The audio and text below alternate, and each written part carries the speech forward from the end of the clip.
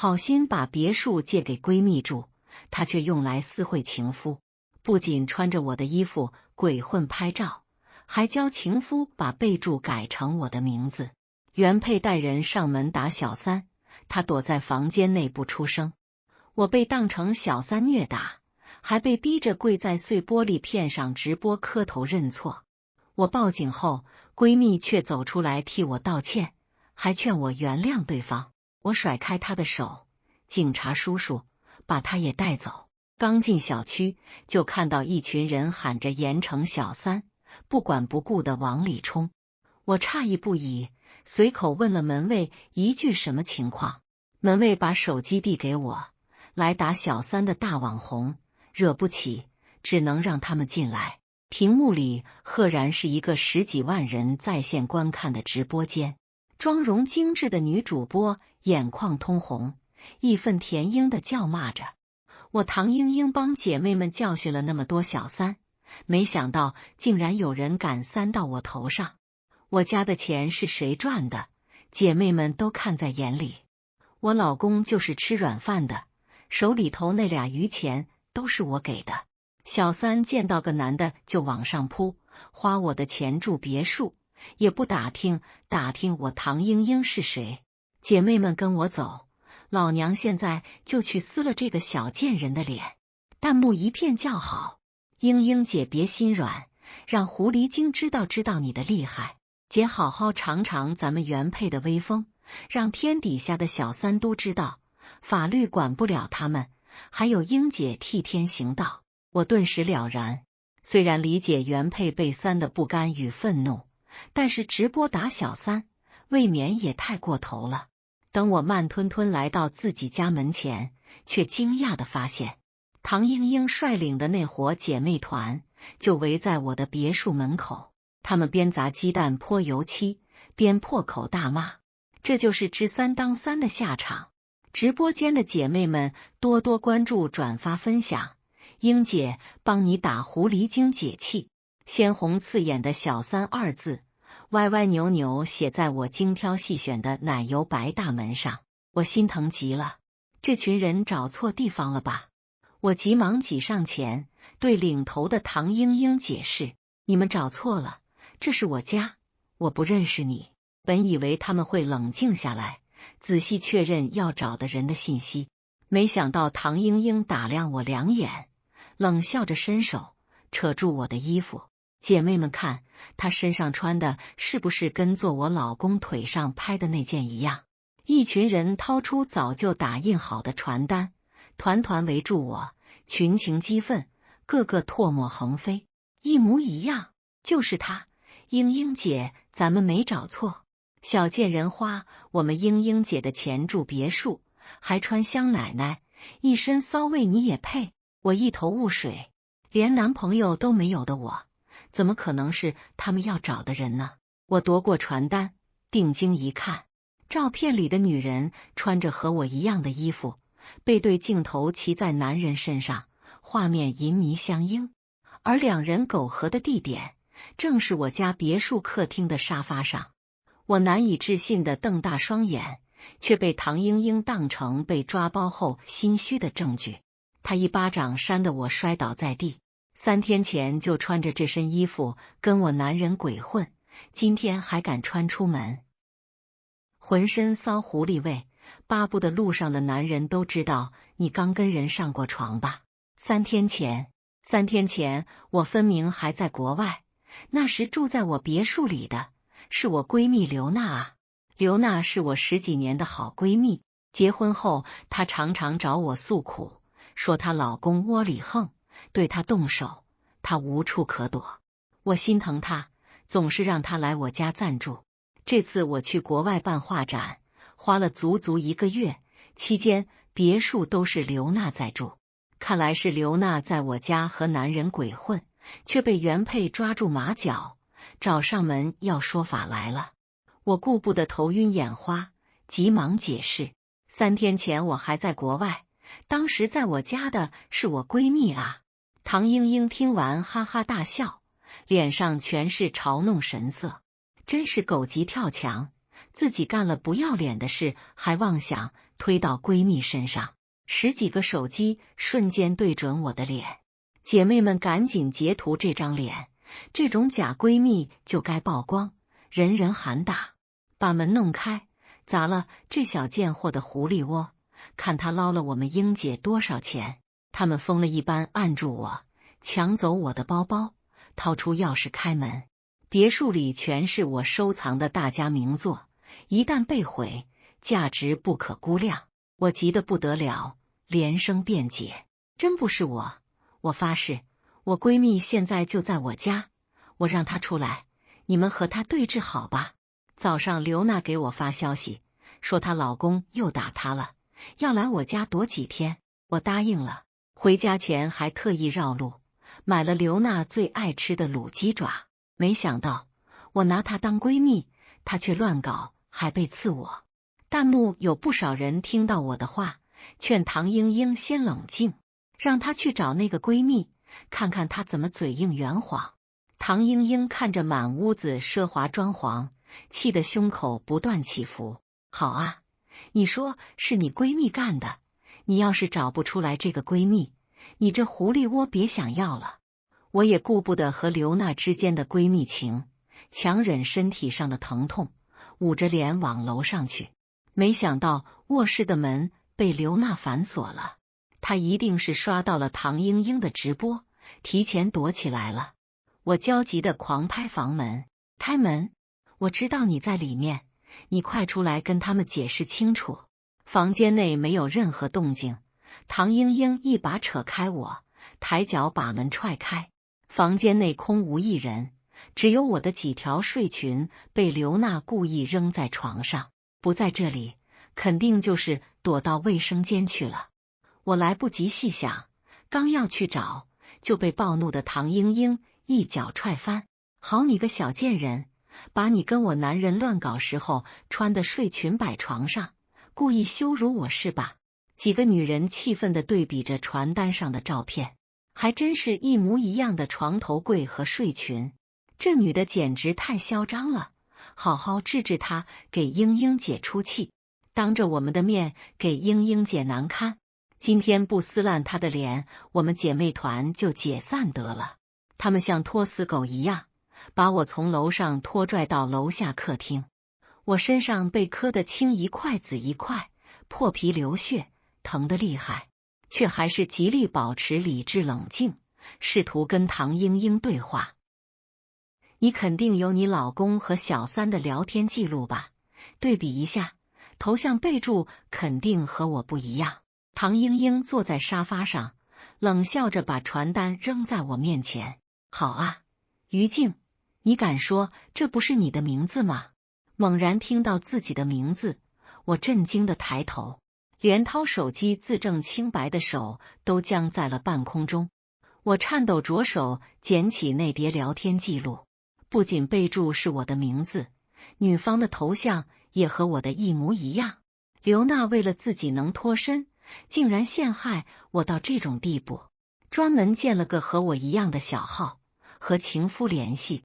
不等我做出反应，有人一把抢走我的手机，激动大喊：就是他！看啊，头像名字都是一样的，不是我，我是被陷害的。我极力辩驳，为自己澄清，我是画家，别墅是我自己买的，跟任何人都无关。你们再不住手的话，我就要报警了。聊天记录的说话风格显然就是刘娜，她太恶毒了。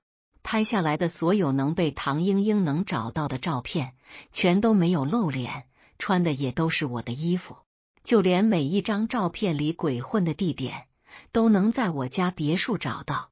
唐英英连甩2个巴掌，打得我眼冒金星，死到临头了还嘴硬，花老娘的钱过这么滋润，不要脸的东西！姐妹们把狐狸窝给我砸了，给他点颜色看看。大开的别墅门前聚集了不少同小区的人，他们指指点点着，拿起手机拍照录像。真想不到，小三就在我身边，太给小区掉价了。我就说她一个年纪轻轻的女的，哪来的钱住这么好的别墅？果然是捞来的。直播间热度飞速上升，弹幕很快有人认出我来。于静，这不是那个挺有名的美女画家吗？还是个搞艺术的。果然搞艺术的女人都不是好东西。这女的这么会捞，名气估计也是捞来的吧？跟人睡几觉就能被捧了，艺术圈玩的有多脏，懂得都懂。一堆人迅速攻占了我别墅的每个房间，把我的收藏品们，还有衣服、包包、首饰全都搬到了客厅。爱马仕、香奈儿，不是大牌你还不捞是吧？长得人模狗样的，背地里是个不要脸的捞女小三，还学人家搞艺术画画装逼。你懂什么艺术？勾引别人老公的床上艺术吗？他们边用各种不堪入耳的话羞辱我，边哈哈大笑。我心爱的灯具瓷器被砸烂，衣服包包被剪碎，就连名家画作也被泼上油漆，写满小三、狐狸精等字眼。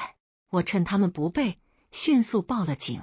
刚说了几句话，手机就被抢走踩烂，还敢报警？真以为警察会帮你啊？我告诉你，原配打小三，天经地义。我再次警告他们，我已经多次声明，你们认错人了。你们强闯我家，毁坏财物，是在犯罪。犯罪？那你先给我跪下磕头，谢你勾引我老公的罪吧。唐英英抬脚踹在我膝盖后面，我惨叫一声，扑通跪趴在满地碎瓷片里，鲜血瞬间浸湿地面。两个女人冲上来，压住我的胳膊，按着我的脑袋，要我给唐英英磕头谢罪。我极力挣扎着，无奈根本抵抗不过，额头一下一下磕在碎瓷片上，鲜血流了满脸，模样凄惨。唐英英得意地在直播间笑道：“姐妹们看到了没有？对付这些不要脸撬墙角的，就得下狠手。古代小妾才能给大房请安，他这样的顶多算青楼出来的娼妓外室，给我磕几个头，那都是我抬举他。”弹幕仿佛感同身受一般，个个直呼爽快。英姐说的对，她都不要脸勾搭别人老公了，根本不用给他留情面。英姐干得漂亮，你这样的原配多了，天底下的小三才会少。听说三儿还是个玩艺术的，英姐把他手废了，不给他一点教训，他以后还会捞别人。听着唐英英读出来的弹幕，我惊恐万分，手就是我的命，绝对不能受伤。我开始向唐英英他们求饶，甚至承认他们要找的就是我，我愿意赔偿他们钱款，只求他们放过我的手。然而唐英英在弹幕的怂恿下，早已失去理智，一心只想给我点深刻的教训。他命令人把我的左手按在地上，接着抬起穿着高跟鞋的脚，狠狠踩上去。我惨叫连连，冷汗滴落在地上，巨大的疼痛几乎让我晕厥过去。就在唐英英想踩我右手时，警察终于来了。怎么回事？谁报的警？我强忍疼痛，正要开口，楼上突然传来熟悉的女声：“是我。”她面色平静，身上还穿着我的衣服。从我身边路过时，没看我一眼，从善如流地告诉警察：“给你们添麻烦了，都是一些家事、私事而已，没什么大不了的，你们回去吧。”警察皱着眉头，目光在刘娜和我之间来回打量，显然被这复杂的状况搞得一头雾水。到底怎么回事？报警人明确说有人闯入住宅并实施暴力殴打，你们却说是家事。警察的语气中带着一丝不满与怀疑。刘娜眼眶泛红，声音带着恰到好处的颤抖，演技堪称一绝。警察同志，真的是误会。于静是我闺蜜，她最近精神压力大，情绪很不稳定，老是幻想有人要害她。今天她非说有人闯进家里，我们怎么劝都不听，就自己报了警。您看，这乱糟糟的场面都是她自己折腾的，我们根本没动手。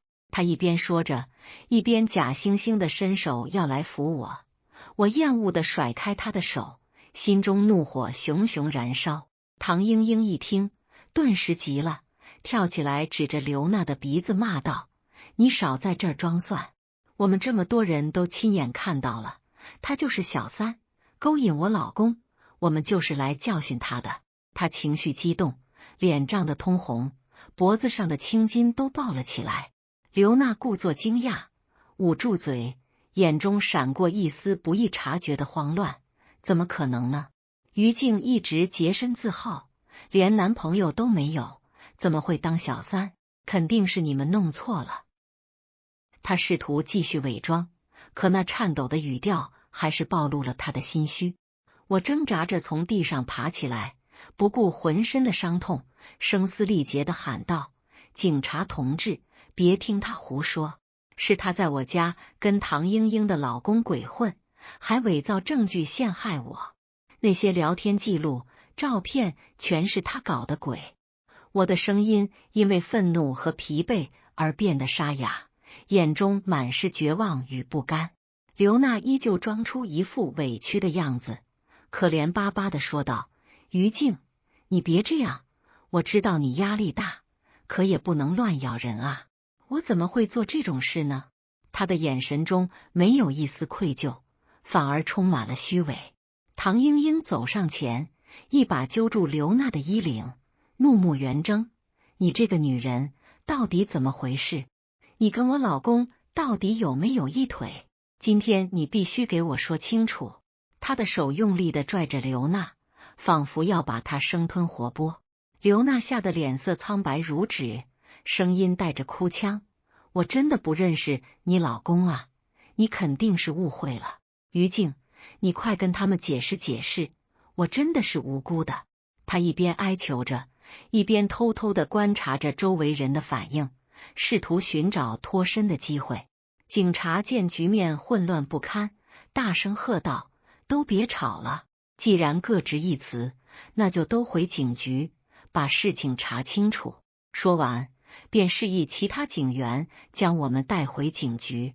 到了警局，警察分别对我们进行询问。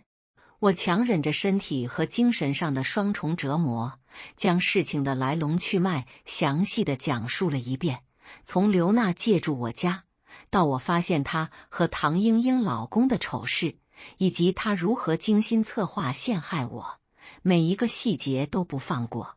刘娜在接受询问时，依旧死鸭子嘴硬，坚称是我精神错乱，编造谎言诬陷她。唐英英则坚信我就是那个破坏她家庭的小三，在警局里大吵大闹，情绪极为不稳定。询问结束后，警察开始展开调查。他们通过技术手段分析那些所谓我和唐英英老公的聊天记录，发现虽然头像和备注是我的，但聊天风格和用词习惯与我截然不同，并且还检测出聊天记录存在明显的修改痕迹。同时，警方从小区监控录像中发现了刘娜和唐英英老公多次出入我家别墅的画面，证据确凿，刘娜再也无法抵赖。在铁证面前，刘娜终于崩溃，瘫坐在地上，脸色惨白如鬼，承认了自己的所作所为。原来她早就和唐英英的老公勾搭上了，为了能长期在一起，还妄图霸占我的别墅，于是精心设计了这场陷害我的阴谋。唐英英得知真相后，犹如遭受晴天霹雳，整个人都呆住了。她怎么也想不到，自己一心要教训的小三竟然是被冤枉的，而真正的罪魁祸首竟是我这个所谓的闺蜜。她看着刘娜，眼中充满了愤怒、悔恨与绝望。你这个贱人，我瞎了眼才会相信你。她的声音颤抖着，泪水夺眶而出，那是被背叛后的深深伤痛。我望着刘娜，心中五味杂陈。曾经10几年的闺蜜情，在利益和欲望的驱使下，竟如此不堪一击，碎成了齑粉。我对她已不再有愤怒，只剩下深深的失望和无尽的悲哀。最终，刘娜因涉嫌诽谤罪和故意毁坏财物罪被警方刑事拘留。唐英英也因组织人员闯入我家，殴打我，违反了治安管理处罚法，受到了相应的处罚。而我虽然洗清了冤屈，但身心俱疲，仿佛被抽干了所有的精力。我的别墅被破坏得面目全非，那些珍贵的收藏品大多毁于一旦，那可是我多年的心血与珍藏啊！更让我难以承受的是，这件事在网络上引发了轩然大波，我的名字和照片被无数人议论，我的生活被彻底搅乱，对人性也产生了深深的怀疑。在医院治疗伤口的时候，我收到了大量媒体的采访请求。我深知这件事已经在社会上引起了广泛关注，我的遭遇成了人们茶余饭后的谈资，但我此时只想安静地舔舐伤口，不想再被打扰，便毫不犹豫地拒绝了所有采访。然而，事情并未就此平息。出院后，我回到那片狼藉的别墅，看着曾经温馨的家变得满目疮痍，泪水忍不住夺眶而出。我开始着手收拾残局，联系装修公司重新装修，四处寻找能够修复收藏品的专家。可每修复一件物品，都仿佛在提醒我那段不堪回首的痛苦经历。外界的舆论依旧甚嚣尘上，尽管有些人知道我是被冤枉的，但还是对我指指点点，说我交友不慎，说我的生活肯定存在问题，才会招来这样的灾祸。我的画展因为这件事受到了严重影响，原本预定的展览场地临时取消了合作，赞助商也纷纷撤资。我多年来为艺术梦想付出的努力几乎毁于一旦。我试图联系以前的朋友，渴望从他们那里得到一些安慰和帮助。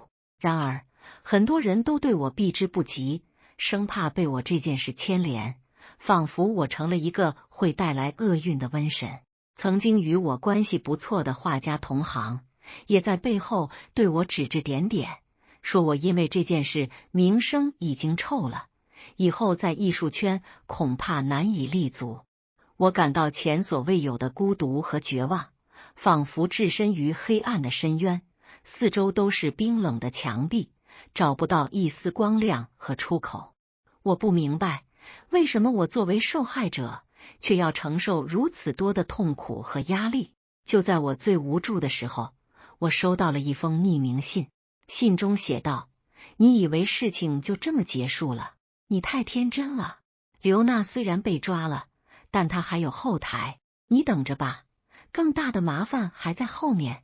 我看着这封信，手忍不住颤抖，心中涌起一股深深的恐惧。我不知道这封信是谁写的，也不清楚刘娜所谓的后台究竟是谁，但我明白，我的麻烦远远没有结束。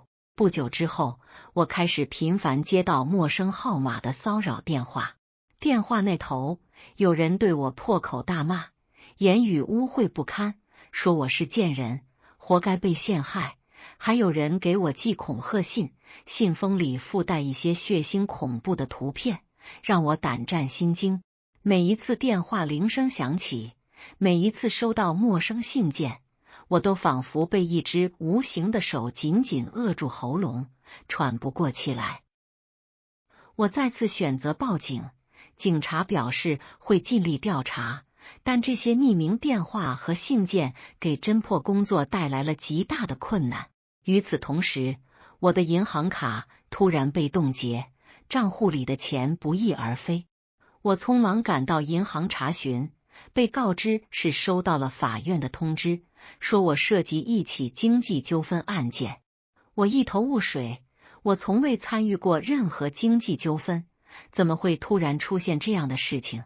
经过一番艰难的调查，我才发现是有人伪造了我的签名和文件，以我的名义借了巨额贷款。我四处奔走，试图证明自己的清白。我找律师咨询，向法院申诉，向相关部门反映情况，但每一步都走得异常艰难。那些贷款公司根本不听我解释，天天派人到我家门口催债，甚至在我家门口泼油漆、写大字，严重扰乱了我的生活。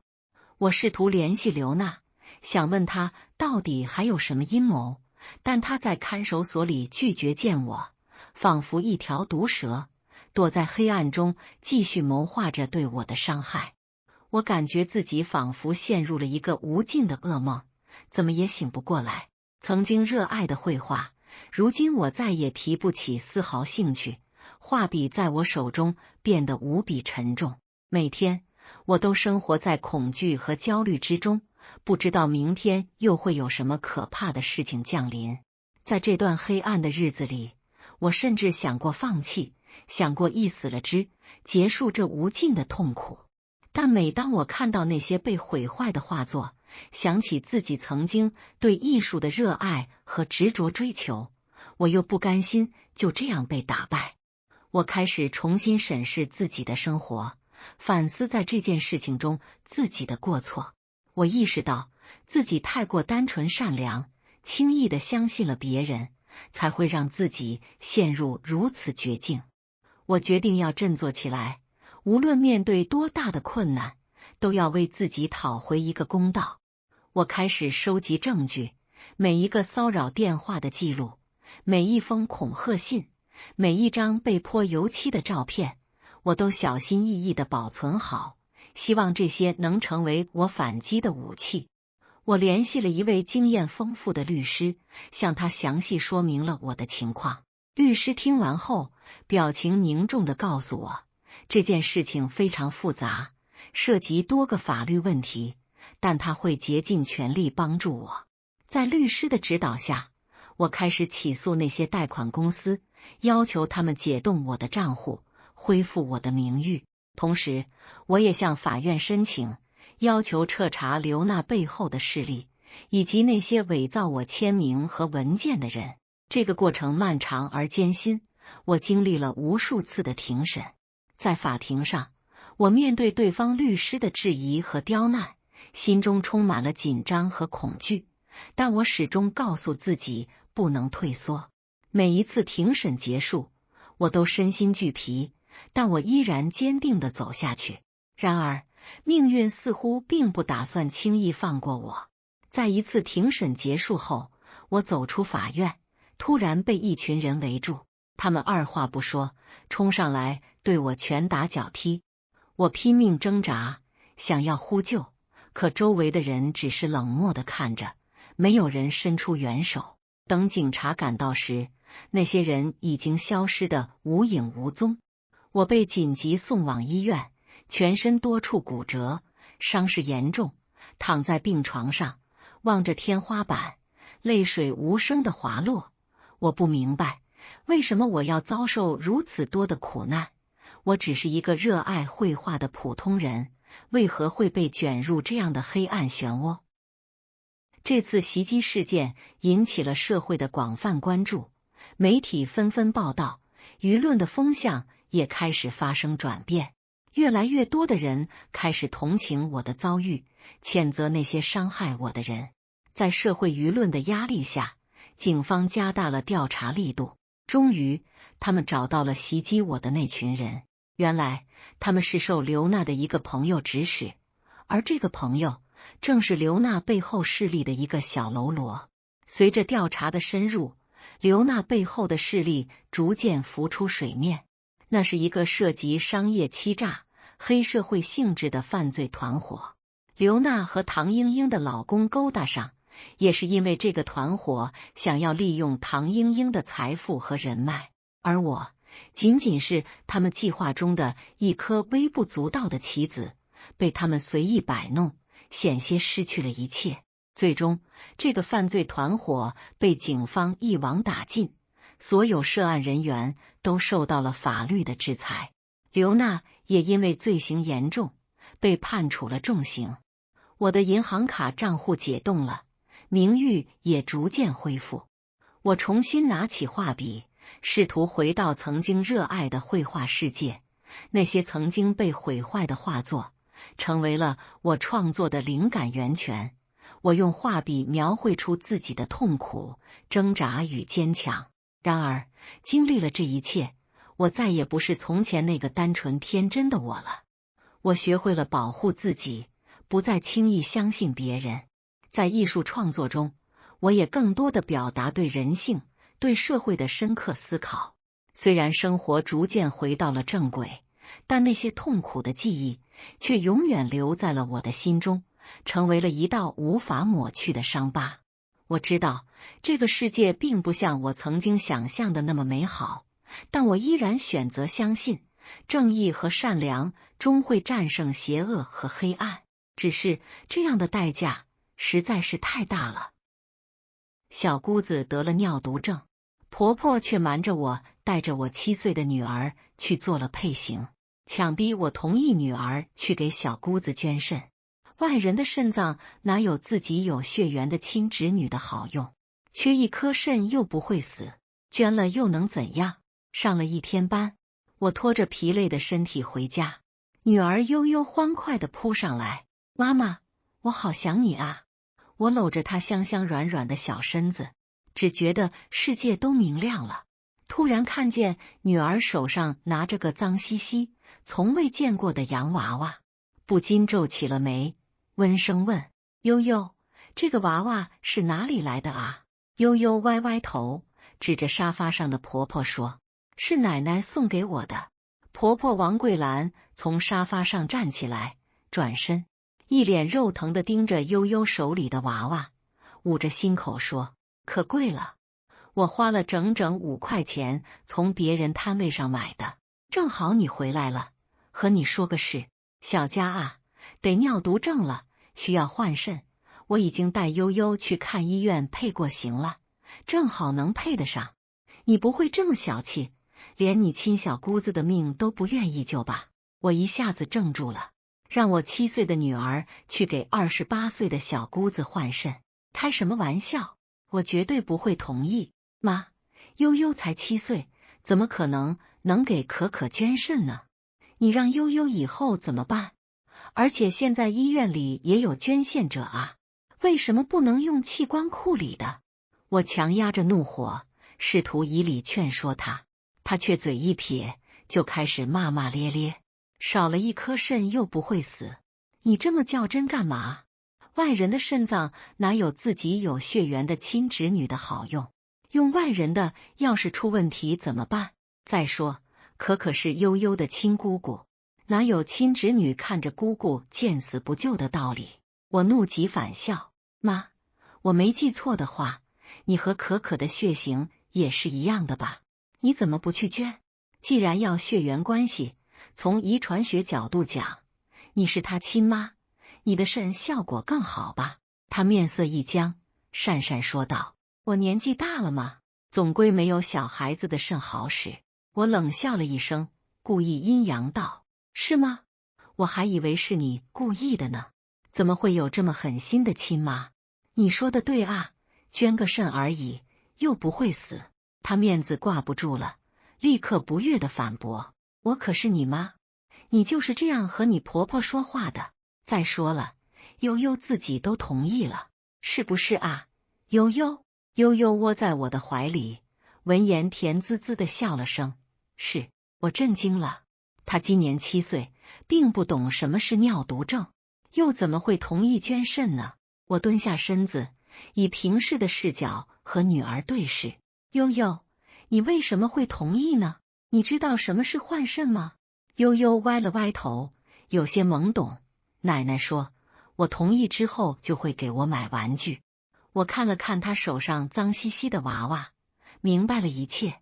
看着婆婆得意的神色，我愤怒极了，耐心和女儿解释道：妈妈会给悠悠买更多的玩具，但是如果悠悠同意了这件事，身体就会变差，悠悠就不能和朋友们一起踢球了，也不能再吃火锅冷饮，会加重身体的负担。悠悠听了，将头埋进我的怀里，瑟瑟发抖。妈妈，我不要换了，我心疼地抱住她。婆婆一看，急了，眼睛瞪大的像铜铃。你在给悠悠灌什么迷魂汤呢？我呵呵一笑，也不想再维持表面上的平静了。捂住悠悠的耳朵后，我对她说，想让我同意悠悠给你那个废物女儿换肾，你死了都不会发生。说完，将悠悠手里的脏娃娃扔给她，不理会她的气急败坏。我直接抱着悠悠进了房间，将门反锁，直到空调的冷气将我被气得通红的脸降温后，我还是感觉不可思议。平日里我就知道婆婆偏心小姑子一家，恨不得把老公王强卖了补贴小姑子，但是我没想到她竟如此荒谬，想让一个7岁孩子去换肾，疯了吧？怪不得一向无利不起早的她主动提出要来看孩子。我决定在王强回来后要好好和他说说。王强最疼爱的就是我们的女儿，他要是知道女儿在我们不知情的情况下去配型，被逼着去换肾，不知道得心疼成什么样。只是一颗肾而已，换了之后好好保养是不会影响身体健康的。你就同意吧，那毕竟是我的妹妹。谁知老公王强听了，却反过来这样劝慰我，试图说服我同意悠悠给小姑子换肾的事。我瞬间睁大了眼，震惊极了。这还是我认识的王强吗？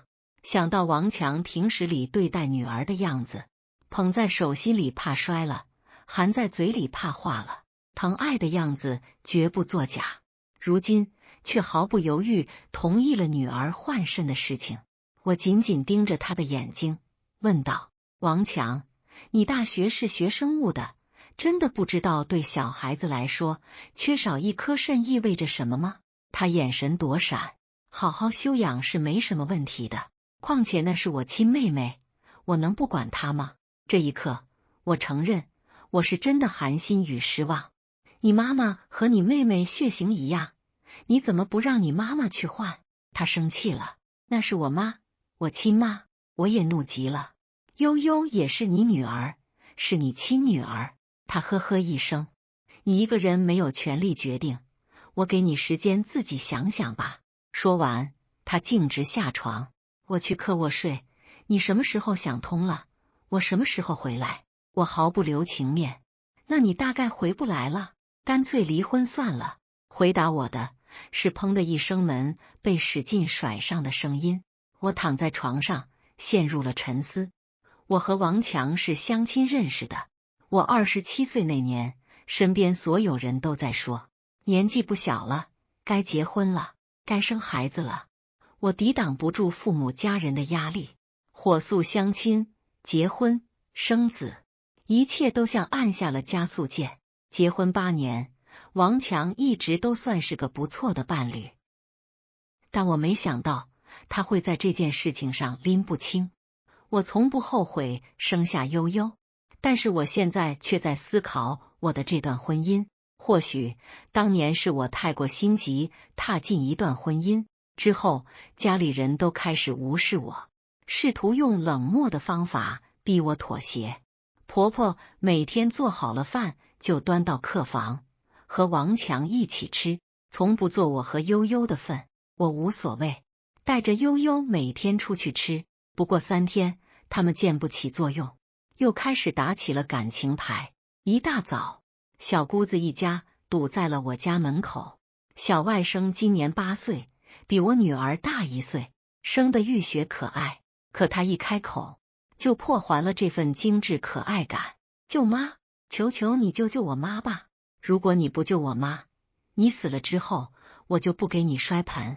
在王强老家，去世的人下葬前需要儿子来摔香灰盆，寓意着一路好走。如果没有儿子，通常由男方血缘相关的亲戚子侄来担任。当时我很不理解，王强也表示支持我，我们有悠悠这个贴心小棉袄就够了。可是谁能想到，当初如此疼爱女儿的他，竟然想要7岁的女儿去捐肾呢？看着眼前一脸骄横的外甥，哦不，死孩子！我面无表情，将衣袖从他的手里拽了出来。没有必要，我不需要。小男孩许是平日里受宠惯了，并不习惯别人的拒绝。哇的一声大哭起来。王贵看到宝贝儿子哭了，也急了。小孩子家家的，你说话这么严重干什么？我无语，我也没说什么吧。王可可得寸进尺，一颗肾罢了。你真的忍心见死不救？我可不在乎他怎么说我只要我的女儿健康。再说，你亲妈都不愿意给你换，凭什么要求我女儿给你换？我看你真是猪拱门帘，全凭这张嘴。王强见我这么骂他的亲妹妹，脸上挂不住了，皱眉开口，乱说些什么？我瞥了眼浓妆艳抹，化了全妆，认真搭配了衣服的小姑子，她神采奕奕，容光焕发，似乎丝毫没有为自己得了尿毒症而担忧。这是已经料定好了我会妥协同意悠悠捐肾的事。我冷笑一声，得病了不好好在医院待着，到处乱跑，神采奕奕，可真不像得病的人。我本意是想要讽刺他不要痴心妄想，可得到的反应却远远出乎我的意料。小姑子王贵的眼睛里立刻划过一丝心虚，老公王强脸上闪过一丝不自然，婆婆的眼里立刻划过一丝凌厉的光，疾言厉色道：你在胡说八道些什么？我被他们的反应吓了一跳，接着心里警铃大作，他们心里有鬼。我突然开口问道：小姑子在哪个医院啊？我时间去看看。王可可结巴了一下，在了半天，最后还是婆婆抢答，在省立肿瘤医院。王贵连忙跟着说：对，在省立肿瘤医院。接着又急忙补充了一句：你工作忙，不用来看我。看着他们欲盖弥彰的动作，我的心里逐渐形成了一个不可思议的猜想：小姑子根本没有得尿毒症。既然她没有得尿毒症，为什么要说谎骗我？甚至看他们的反应，似乎所有人都知道小姑子在说谎，只是瞒着我一个人。他们想干什么？想要悠悠做什么？这一刻，我不寒而栗。有什么事以后再说。悠悠上学要迟到了，我提起悠悠的书包，思绪纷乱，匆匆告别道。开车送悠悠去幼儿园的路上，我脑中暗暗思索刚刚发生的事，想了半天，没有任何思绪。悠悠，你喜欢爸爸吗？我小心翼翼开口试探。经过刚刚那件事，我下定了决心要离婚。我不会允许任何不安全、不安定的因素威胁到我女儿的生命安全。悠悠背着小书包，坐在后座的安全座椅上，听到我的问题，先是肉眼可见的雀跃和高兴，然后又变得有点蔫巴巴的。小孩子不会像大人一样掩饰情绪，他撅着嘴唇，有点委屈。爸爸变了，变得好冷淡。爸爸现在只在妈妈面前对我好，妈妈不在时，我要抱抱。爸爸只在客厅抽烟，从来不理我。这句话犹如一阵惊天霹雳，震得我停住车，半天才回神。一股凉意从心头开始蔓延至全身。省立肿瘤医院，我拎着水果篮来到医院的前台。请问王可可在哪一个病房啊？我是她的亲戚，来看看她。医护人员在电脑系统上操作了半天，皱着眉说：最近根本没有叫王可可的病人住院啊，你是不是记错了？我心下了然，却继续追问道：不可能啊，您能不能再帮我看看叫王可可的，今年28岁，得的是尿毒症。医护人员又在系统里查看了一下，然后非常斩钉截铁地说：肯定没有这个人。最近我们医院肾病科住院的就一个孩子，没有28岁的。只能说，听到这个消息，我心里有种尘埃落定的感觉。果然如此，王可可果然没有得尿毒症。我神色自若地和医者道歉：不好意思啊，麻烦了，可能是我记错医院了。离开医院以后，我径直去学校接了悠悠，恰逢周末，借着悠悠想念外公外婆的名义，我把她送到了我爸我妈家。在没搞清他们真正目的之前，我不可能让悠悠和他们生活在一起。所幸悠悠和我爸妈感情很好，平时经常到外公外婆家住，他们并没有怀疑，只是一如既往冷着我，期望能让我屈服。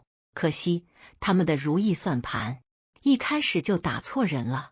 周六一大早，他们如往常一样无视我，两人吃完饭就一起出去了。我看着他们坐上了一辆计程车，计程车一骑绝尘，朝着一个反方向驶去。我心急如焚，目光紧紧锁定在那辆载着婆婆和王强的出租车，毫不犹豫地拦下一辆出租车，声音急促又坚决：“师傅，跟上前面那辆车，千万别跟丢了。”出租车司机透过后视镜看了我一眼，似乎被我焦急的神色所感染，一踩油门，车子如离弦之箭般冲了出去。城市的街道上车水马龙，前方的出租车灵活地在车流中穿梭，我乘坐的出租车也不甘示弱，紧紧咬住。每一次红绿灯的切换，都让我的心提到了嗓子眼，生怕一个不小心就跟丢了他们。车窗外的街景快速掠过，可我的心思全然不在这上面，脑海中不断浮现出他们可能对悠悠不利的种种画面，焦虑如潮水般将我淹没。大约20分钟后，出租车终于在一个偏僻的私人诊所前停了下来。我远远望去，只见婆婆和王强神色慌张地从车上下来，左右张望了一番后，便匆匆走进诊所。我付了车费，小心翼翼地靠近诊所，心脏在胸腔里剧烈跳动，仿佛要冲破胸膛。我猫着腰，躲在诊所旁边茂密的灌木丛后，大气都不敢出。诊所那半掩的窗户透出昏黄的光线，里面人影绰绰，声音隐隐约约传了出来。这次可不能再出岔子了，一定要把悠悠的肾弄来救轩轩。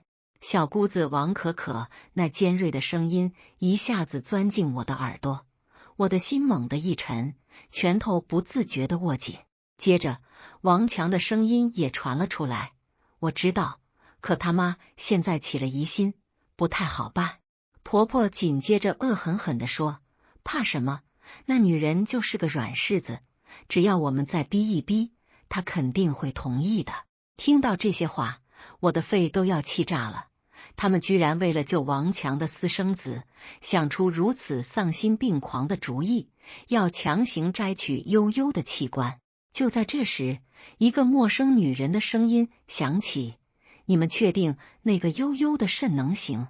轩轩这孩子太可怜了，可不能再出意外。”王可可冷哼一声：“小孩子的器官活性高，而且悠悠和轩轩有血缘关系，配型成功的几率大，只要把他的肾弄出来，轩轩就能活，到时候我们就不用整天提心吊胆了。”我气得浑身发抖，双手颤抖着悄悄拿出手机，准备报警。就在我按下报警电话的那一刻，手机突然响了起来，是公司同事打来的。我慌乱的想要挂断，可已经来不及了。尖锐的铃声在这寂静的氛围中格外刺耳，诊所里瞬间安静了下来，紧接着传来一阵慌乱的脚步声。王强第一个如疯了般冲了出来，当他看到躲在灌木丛后的我时，脸色瞬间变得惨白如纸，眼睛瞪得滚圆，充满了震惊与恐惧。“你怎么会在这里？”他的声音颤抖着，带着一丝不可置信。我愤怒地瞪着他，眼中仿佛要喷出火来。“王强，你们到底想干什么？悠悠是你们的亲人，你们怎么能这么对她？”婆婆也随后冲了出来，她的脸因为愤怒而扭曲，恶狠狠地骂道：“你这个不知好歹的女人，我们这么做还不是为了救孩子？轩轩要是死了，王强能安心吗？这个家还能安宁吗？我冷笑一声，声音中满是嘲讽与愤怒。为了救孩子，你们这是在犯罪，我已经报警了，你们就等着坐牢吧。王可可听到我报警，一下子慌了神，声音带着哭腔：妈，怎么办？我们不能坐牢啊！那个陌生女人见状，转身想跑，可刚迈出几步，就被突然从拐角处冲出来的警察拦住了。原来我在挂断电话的瞬间，已经迅速给警察发了短信，告知了我的位置和大致情况。警察们如神兵天将，迅速控制住了现场。婆婆、王强、王可可以及那个陌生女人都被吓得呆若木鸡，脸上写满了绝望与恐惧。在警局里，面对警察的审讯，他们一开始还试图狡辩，但在铁证如山面前，最终对自己的罪行供认不讳。原来王强在外面有了私生子轩轩，而轩轩患上了严重的肾病，急需换肾。为了救私生子，他们精心编造了小姑子得尿毒症的谎言，企图骗取悠悠的肾脏。经历了这一切，我身心俱疲，仿佛被抽干了所有的力气。但当我想到悠悠，心中又涌起一股强烈的力量。我拖着沉重的步伐回到父母家，一推开门，悠悠就像往常一样欢快地扑了过来。我紧紧地抱住她，眼泪再也忍不住夺眶而出。悠悠懂事地伸出小手，为我擦去眼泪。妈妈，你怎么了？是不是爸爸他们又欺负你了？我摇了摇头，声音哽咽。没事，悠悠，以后妈妈会一直保护你，不会再让任何人伤害你。从那以后，我果断地和王强离了婚，带着悠悠开始了新的生活。为了给悠悠创造更好的生活条件，我更加努力的工作。悠悠也非常懂事，在学校里学习成绩优异，回到家还经常安慰我。看着悠悠一天天健康快乐的成长，我觉得一切的努力都是值得的。而那些曾经伤害过我们的人，也都受到了法律的制裁，得到了应有的惩罚。我知道未来的路或许依然充满挑战，但只要有悠悠在我身边，我就有勇气面对一切困难。同时，我也从这段经历中汲取了深刻的教训，更加懂得珍惜身边真正爱我的人，守护好我和悠悠的小世界，绝不让任何黑暗再次笼罩我们。重生后的复仇反击续写扩展，我和悠悠的新生活看似正稳步前行，渐渐步入正轨。然而，命运那只无形的手似乎并不打算轻易放过我们，总是在平静的湖面投下令人猝不及防的巨石。那天，夕阳的余晖轻柔地洒在校园门口，我像往常一样准时前往学校接悠悠放学。人群中，悠悠的班主任李老师那一脸凝重的神情显得格外突兀，他静静地站在那里，仿佛在等待着一场难以回避的风暴。悠悠妈妈，我想和您聊一聊悠悠最近在学校的情况。李老师的声音里，担忧如同细密的针脚，密密麻麻地交织着。我的心猛地一紧，各种不好的念头瞬间涌上心头，忙急切地问道：李老师，悠悠怎么了？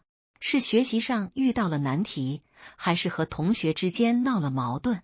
李老师微微叹了口气，眼中满是关切与忧虑，缓缓说道：悠悠最近在课堂上总是神情恍惚，眼神游离，注意力完全无法集中，作业完成的也是差强人意，错误百出，和他之前的表现大相径庭。而且我明显感觉到他变得沉默寡言，往日里那如阳光般灿烂，活泼开朗的模样消失不见了。我不禁担心，是不是家里发生了什么重大变故，对他的内心造成了极大的冲击和影响。我心中一阵尖锐的刺痛，像是被一把钝刀缓缓划过。怎么也没想到，悠悠在学校竟会陷入这样糟糕的状态。我努力强装镇定，嘴角扯出一抹勉强的微笑，向李老师保证一定会好好和悠悠沟通，竭尽全力解决这个棘手的问题。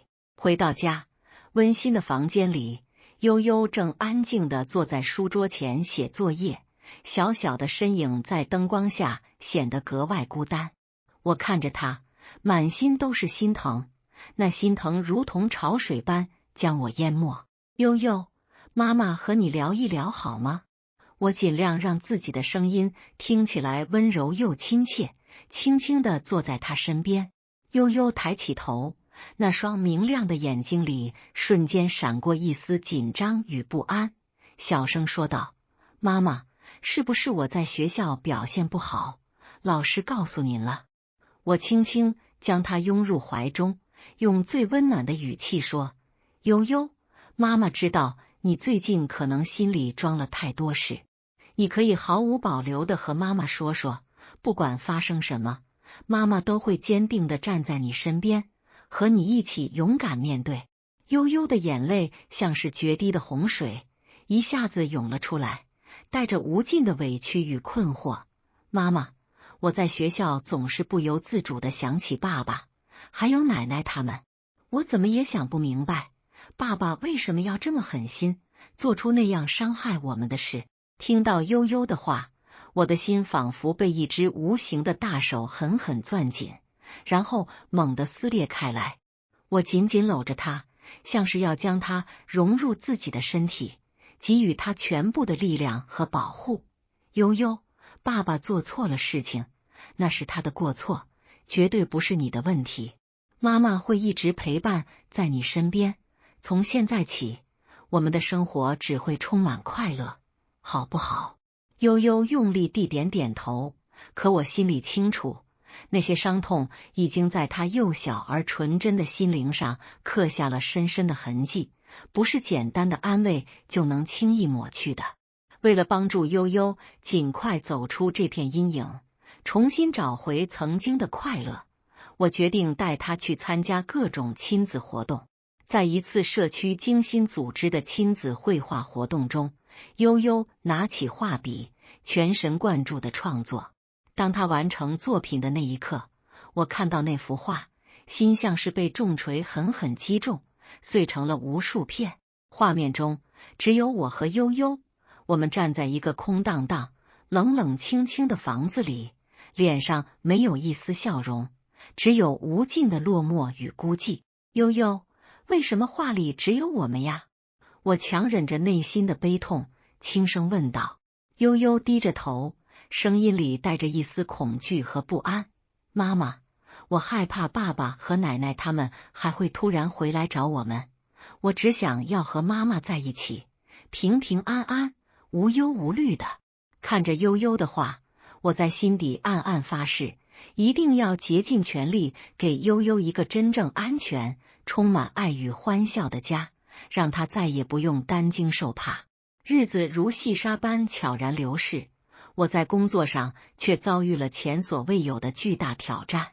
公司最近承接了一个至关重要的大型项目，我有幸被任命为项目负责人。这本是一次难得的晋升机遇，可随之而来的是如山的压力。每天我都要在办公室里加班到深夜，城市的灯火渐次熄灭，而我还在为项目的各种细节绞尽脑汁。回到家时，悠悠早已进入甜甜的梦乡，看着她安静的睡颜，我心里满是愧疚，觉得自己陪伴她的时间实在太少太少。就在我被工作和悠悠的事情搅得焦头烂额、疲惫不堪的时候，一个意想不到的人如同幽灵般出现在我的公司门口，竟是王强的妹妹，我的小姑子王可可。你来干什么？我看到她，脸色瞬间变得冰冷如霜，声音里也不自觉地带上了一层寒霜。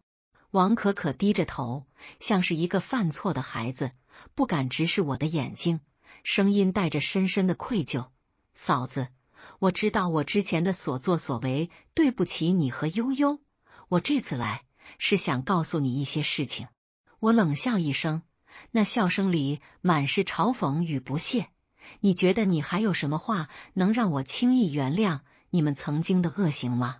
王可可的眼泪夺眶而出，顺着脸颊簌簌滚落。“嫂子，我真的知道错了。其实轩轩的事情背后还有隐情。轩轩的妈妈，也就是那个陌生女人，她和王强在一起，并非出于真心的感情，纯粹是为了钱。她早就打听到王强的家庭条件不错，便处心积虑的故意接近他。后来还生下了轩轩。当轩轩生病后，他就想出了如此丧心病狂的主意，企图利用悠悠的肾来救轩轩，这样他就能拿到一笔高额的赔偿金。王强也是被他的花言巧语蒙蔽了双眼，才会做出那些糊涂至极的事。我震惊地看着他，眼中满是不可置信：“你说的都是真的？”王可可用力地点点头，眼神中透露出一丝坚定与真诚：“嫂子，我这次来就是真心想赎罪。我深知自己以前是多么自私自利，但是现在我真的不想再一错再错下去了。我想尽我所能帮你和悠悠，让你们能过上安稳幸福的好日子。”我心中顿时五味杂陈，各种情绪在心底翻涌，既对他的话感到震惊，又难以立刻完全相信他。但无论如何，我暗暗下定决心，绝对不会再让任何人有机会伤害我和悠悠。王可可走后，我陷入了深深的沉思。如果他说的属实，那么那个女人的真实目的究竟是什么？她是不是还在某个阴暗的角落里暗中谋划着什么更可怕的阴谋？为了彻底弄清楚真相，我决定主动出击，不再被动等待。我通过各种人脉关系，费了九牛二虎之力，终于找到了轩轩妈妈的联系方式。我毫不犹豫地给她发了一条信息，言辞坚决地约她见面。在一家幽静的咖啡馆里，我见到了这个让我恨之入骨的女人。她精心打扮过，妆容精致，穿着华丽，可眼神中却透着一丝难以掩饰的慌张与不安。“你找我有什么事？”她故作镇定，声音却微微颤抖。我冷冷地看着她，目光像锋利的刀刃。我想知道，你当初接近王强，到底怀着怎样不可告人的目的？还有，你是不是还在打悠悠的主意，打算对他不利？他的脸色瞬间变得苍白如纸，强装镇定地辩驳道：“我不知道你在说什么。”我猛地拍了拍桌子，桌上的咖啡杯都跟着晃动起来。“你别再装了，王可可都已经把事情原原本本地告诉我了。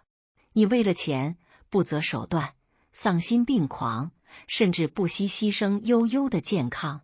你以为你这样的恶行能逃脱法律的严厉制裁吗？”他的心理防线终于彻底崩溃，泪水夺眶而出。我也是被逼无奈，我欠了一屁股债，如果不这么做，那些债主会把我生吞活剥的。我知道我错了，可是我真的没有别的办法。我看着他，心中没有一丝同情，只有无尽的厌恶。不管你有什么理由，都绝不能伤害我的女儿。我郑重警告你，如果你再敢对悠悠动一丝歪脑筋，我一定不会放过你，让你付出惨重的代价。从咖啡馆出来后，我心情沉重的如同背负了一座大山。虽然暂时警告了那个女人，但我心里清楚，事情绝对不会这么轻易就画上句号。回到家后，我发现悠悠的状态愈发糟糕，她发起了高烧，小脸烧得通红，整个人昏昏沉沉，意识都有些模糊了。我心急如焚，急忙抱起他冲向医院。医生经过仔细检查后，无奈地告诉我，悠悠是因为长期精神压力过大，导致身体抵抗力急剧下降，才会生病。在悠悠住院的日子里，每一分每一秒对我来说都是煎熬。我日夜守在他的病床前，眼睛都不敢多眨一下，生怕错过他任何一个细微的表情。看着悠悠虚弱的样子，我恨不得能将他的病痛全部转移到自己身上，替他承受所有的痛苦。王强不知道从哪里得到了悠悠生病的消息，竟然厚着脸皮来到了医院。悠悠怎么样了？他一脸焦急，可在我眼中，那焦急不过是虚伪的掩饰。我瞪着他，眼中燃烧着愤怒的火焰。你还有脸来问？悠悠变成现在这副模样，全都是拜你所赐。你给我滚！我这辈子都不想再看到你。王强的脸上露出痛苦的神色，可我知道，那痛苦远远不及他给我们带来的伤害的1/1000。我知道我错了，我是真的后悔了。悠悠是我的女儿，我也心疼她。你心疼她？你当初为了你的私生子，差点把悠悠的肾都给卖了，你现在说心疼，不觉得可笑至极吗？我愤怒地咆哮着，声音在医院的走廊里回荡。王强扑通一声跪在地上，像是在祈求原谅。我真的知道错了，我愿意用我的一切来弥补我对你们犯下的不可饶恕的伤害。我冷笑一声，那笑声里满是绝望与决绝。你的一切？你觉得你还有什么能弥补我们所遭受的痛苦？你走吧，我和悠悠再也不需要你了。王强却不肯轻易离开，他像一尊雕塑般一直在医院门口守着。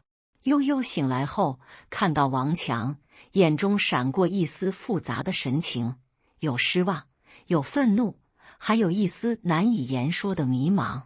爸爸，你为什么要这么做？悠悠虚弱地问道。王强哭着说，悠悠，爸爸错了，爸爸被坏人骗了。你能原谅爸爸吗？悠悠转过头，不再看他，声音里带着一丝哽咽。我不想看到你，你让妈妈伤心了。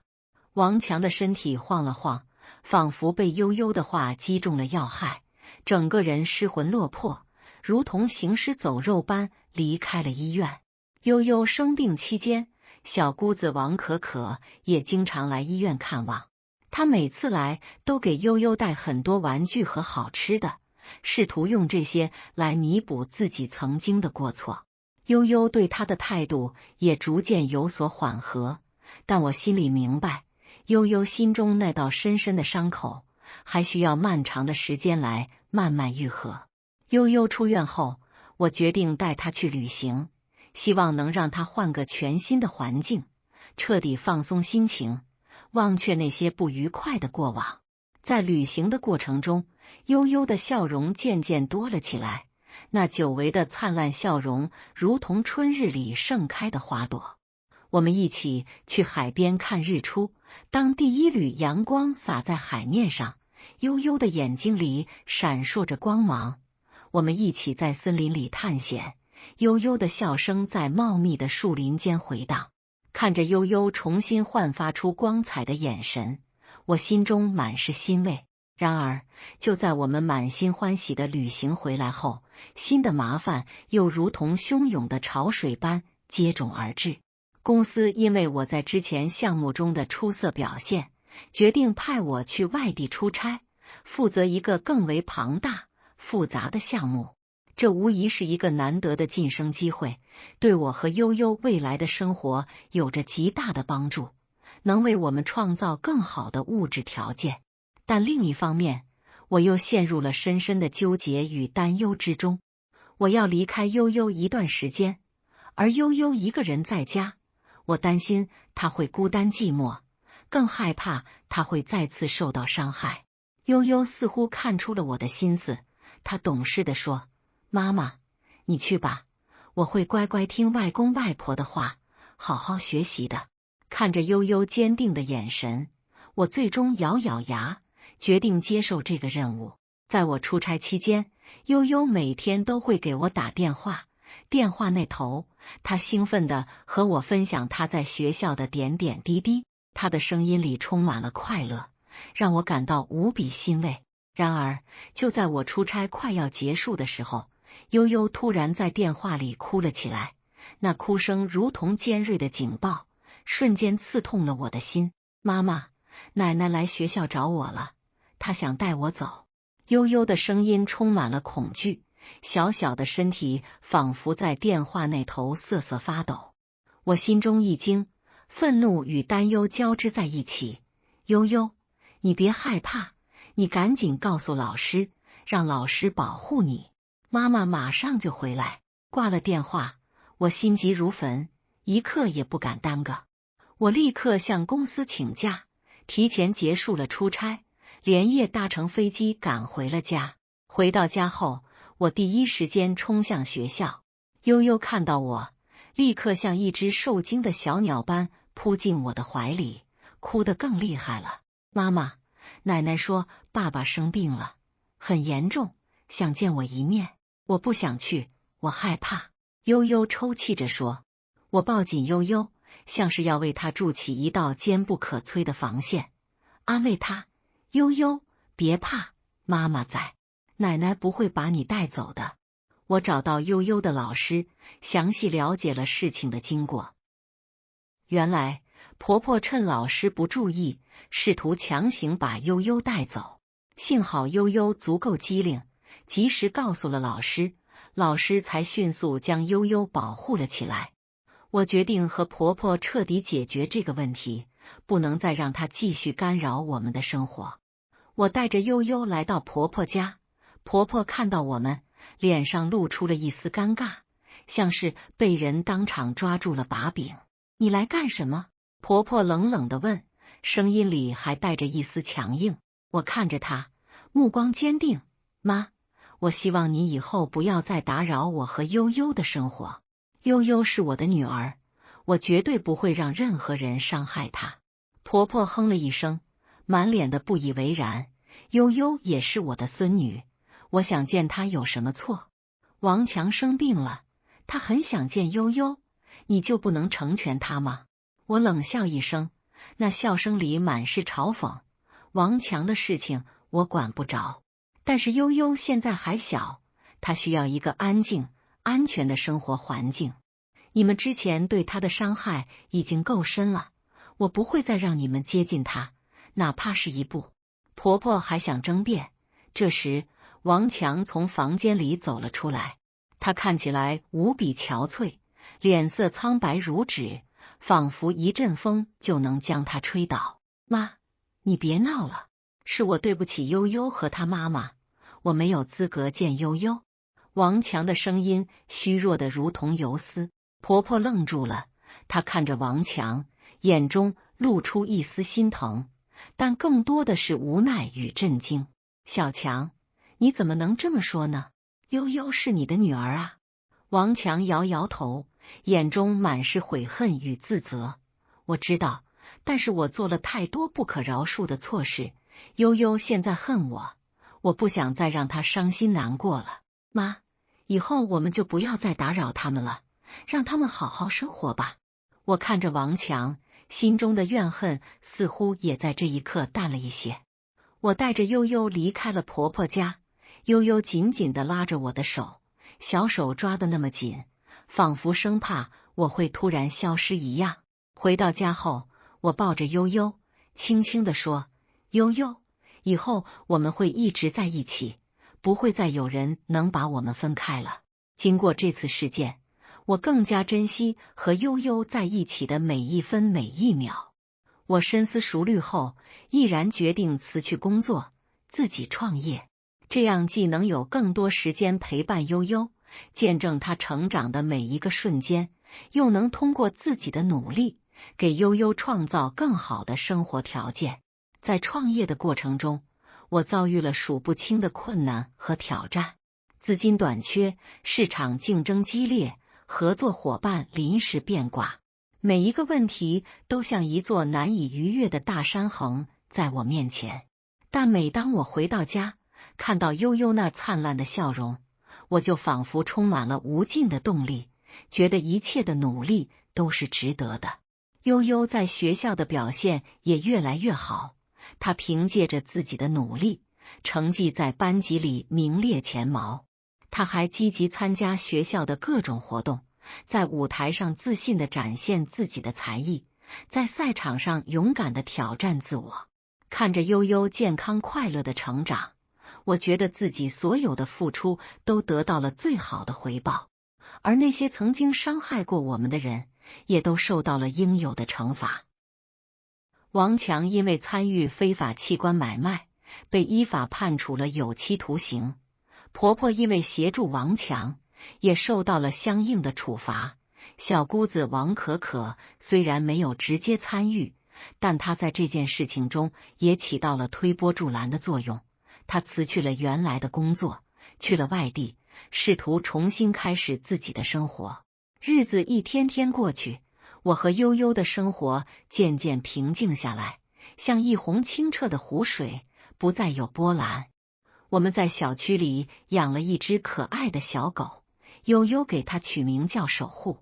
每天放学后，悠悠都会和守护一起玩耍，他们在草地上追逐嬉戏，笑声如同银铃般清脆，回荡在整个院子里。我知道未来的路还很漫长，可能还会有很多未知的困难和挑战等待着我们，但只要有悠悠在，一切就都会好的。